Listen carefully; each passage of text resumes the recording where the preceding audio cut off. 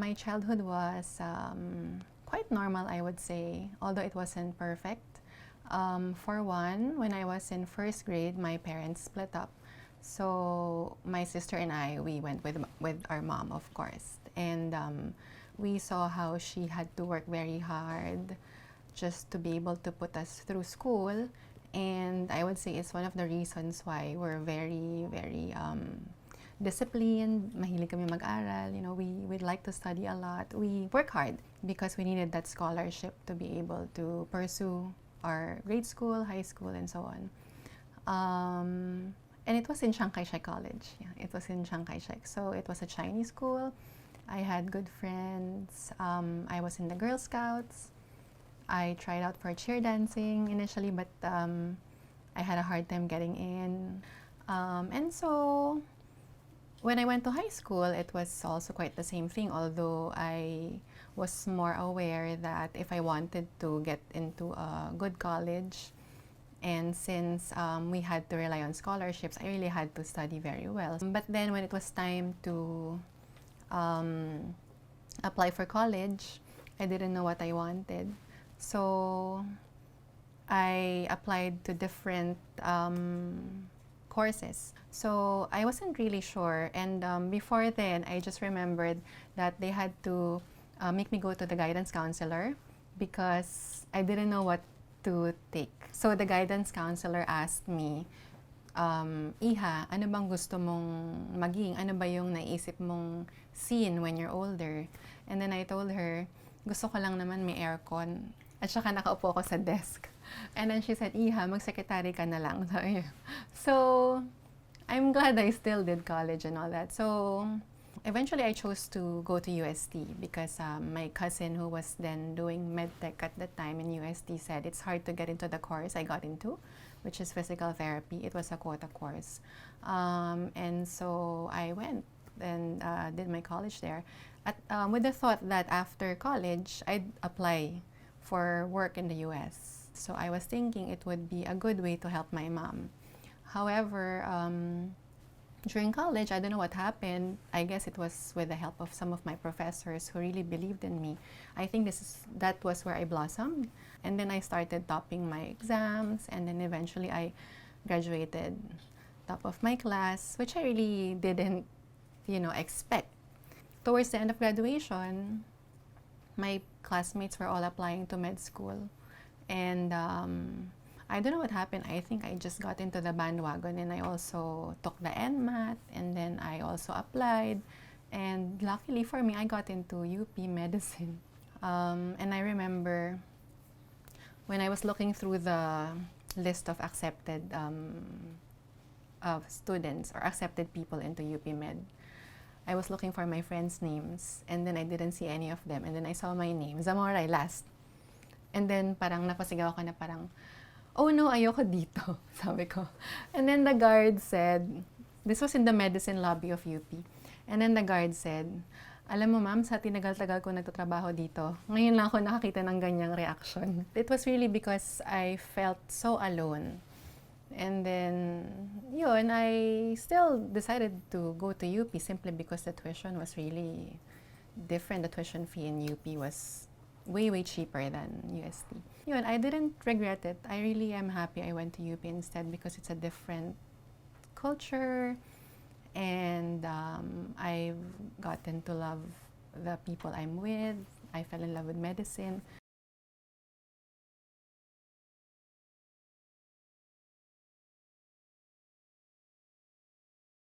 So after med school, I had to decide if I wanted to do specialization or if I wanted to do something else. I realized that I wanted to do clinics more, so I proceeded with training with internal medicine, and that is really where we were immersed totally into the world of Philippine General Hospital.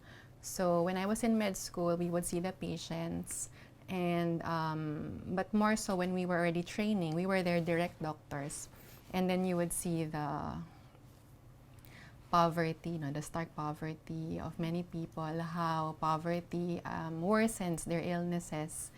And I think that's the reason why I also dabbled in a lot of fundraisers for patients. So I joined the group, the organization called Sagip Buhay Medical Foundation, and the purpose of that organization is to raise funds for the patients in medicine in the wards, ICU, because usually funds are not enough, and we really serve the poorest of the poor.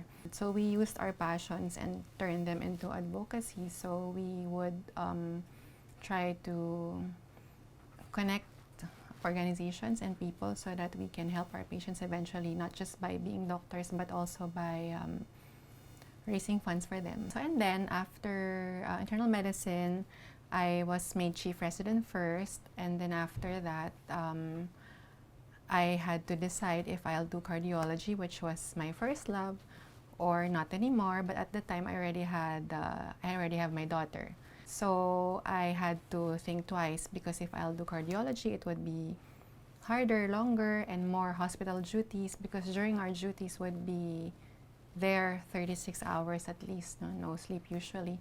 And I thought it wouldn't be the lifestyle I wanted. I wanted more time with my daughter. So I went to rheumatology instead. And then during rheumatology fellowship, we also started the Bridging Lupus Fund, because again, we saw how desperately our patients needed funds to survive their ordeal in the hospital, and then after that, when they're discharged, hopefully we wanted to help them, but we were able to focus more on the ones who were really sick in the hospital.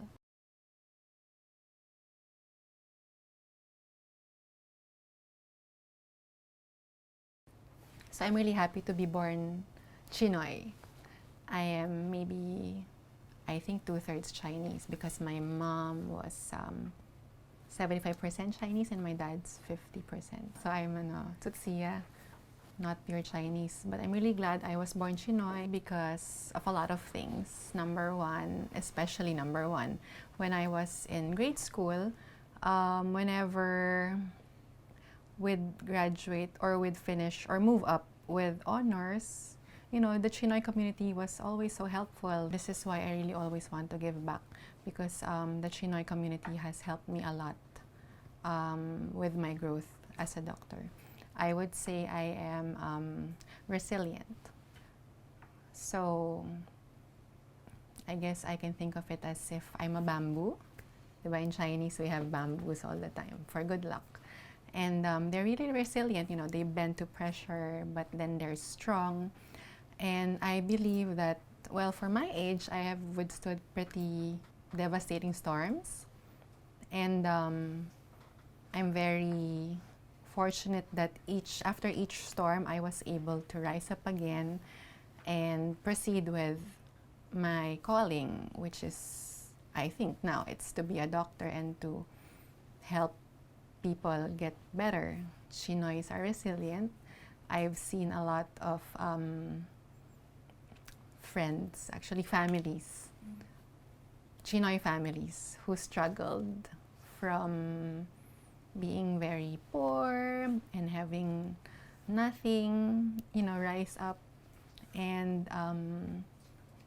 have better lives, and eventually are able to serve the community and help people around them. This journey is not what I planned, so maybe if I were to give advice to the younger ones, the younger Chinoys, it would be